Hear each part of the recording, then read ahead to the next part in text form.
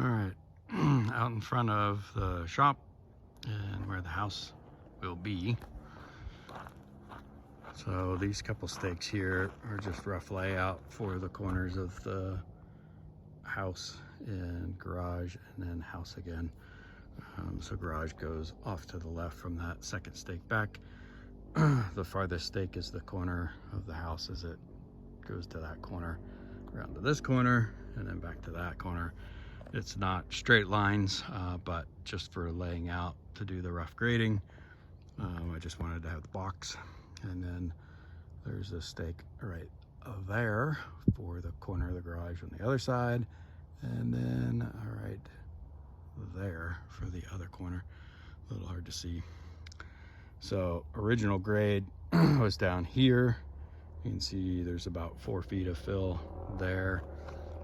This is all original grade in the bottom of the what will become the basement once it gets excavated. You can see there's probably a good 6 feet, maybe even 7 feet of fill on that corner. So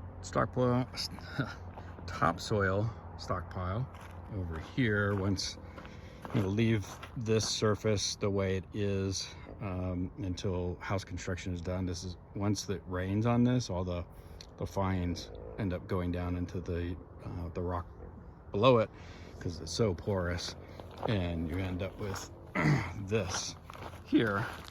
So it's just rock on the surface. Well, it makes for a nice parking area. I'm working on it in the wintertime or during the rain.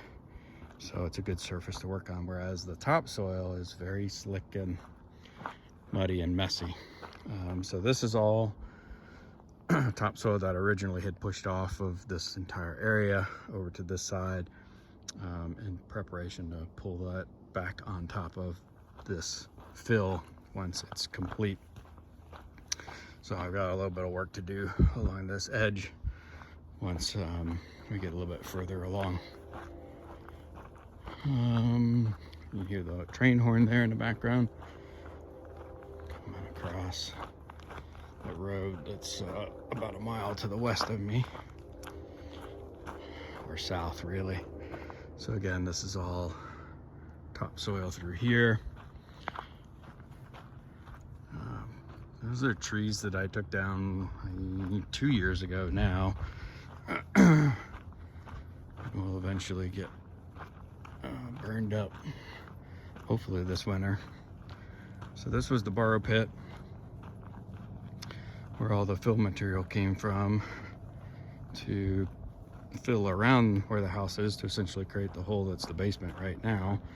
That basement hole can have to be dug out a little bit deeper, so the house itself will sit on native ground. But you can see I got this pretty well shaped right now. Got all the material out that I need for the fill. I still haven't done any survey work in here, or even level to see where I'm at depth wise. I'm guessing probably on the order of 10 or 12 feet. And I've got to clear out trees along the perimeter here because I don't want the needles in the pond, and I'm going to line the pond, so obviously that is not going to hold water, so I need to line it, and I'll need to protect the liner from that rocky subgrade so that I don't puncture the liner. And of course I got to process some material to put on top of the liner and create a soil bottom for the pond and for the fish to bed in and do what they're gonna do. And so at any rate, I got a little bit more work here to do, and then I'm gonna grade in the drainage from the back side of the shop. Everything drains around the back side of these trees here and around down into here, and then I'll have a little road here to access the pond, and then these trees come down and open up the access so it's a little bit more visible, as well as getting around the edge of the pond,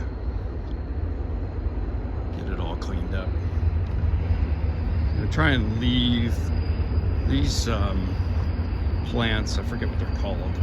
They're some kind of berry, but the elk really love them.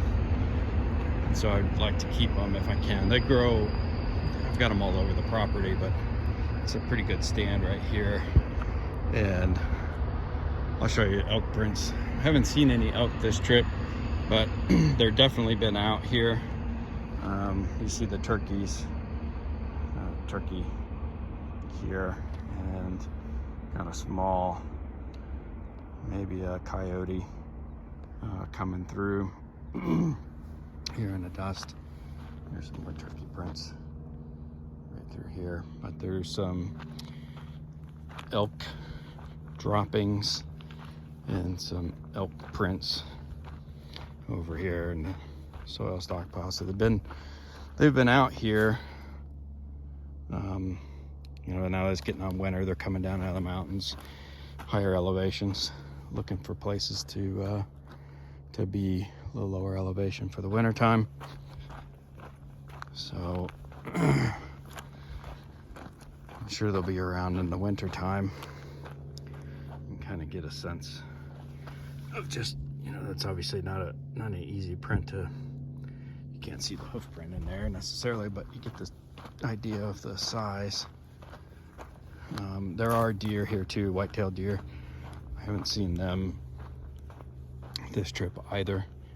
Usually I do see the doe and one of her fawns. I think she had 2 fawns this year. I was doing some chainsaw work.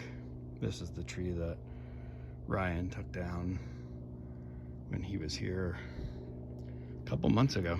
I can't remember when. Anyway.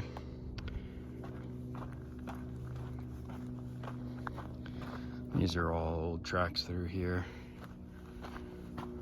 Nothing new, but a little bit newer there.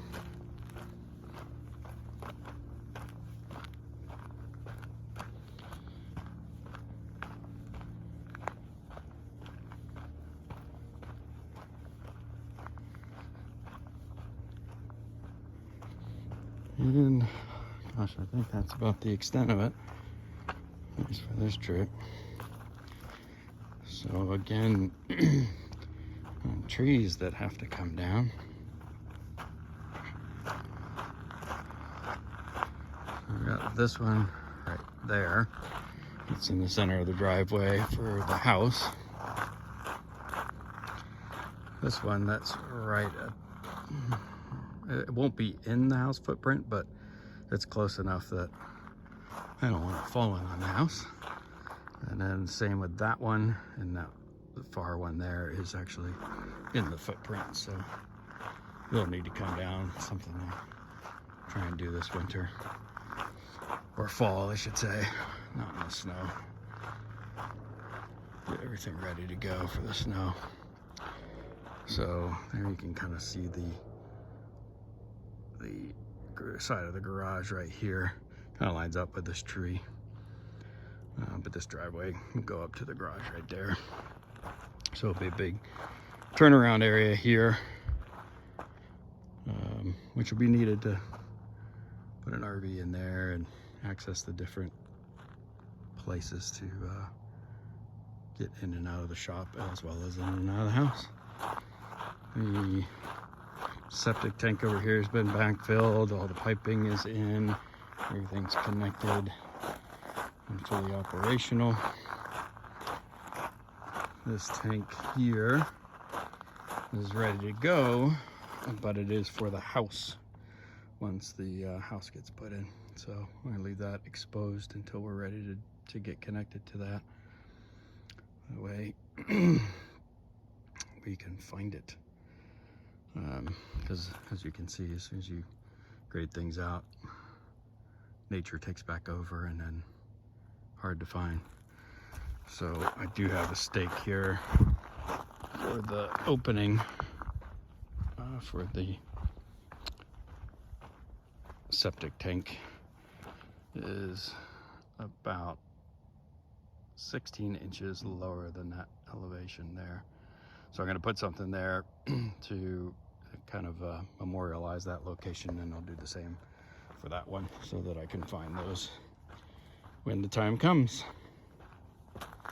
Alrighty, well, hopefully next time the video shows that I've got furniture coming into the shop and a place to actually sleep in the shop, or in the apartment I should say. And I don't have to sleep in the trailer. Hopefully this is my last night in the trailer, at least for this build. Maybe you stay in the trailer for other reasons, but not for the purposes of building this place. All right, that is all. Thank you.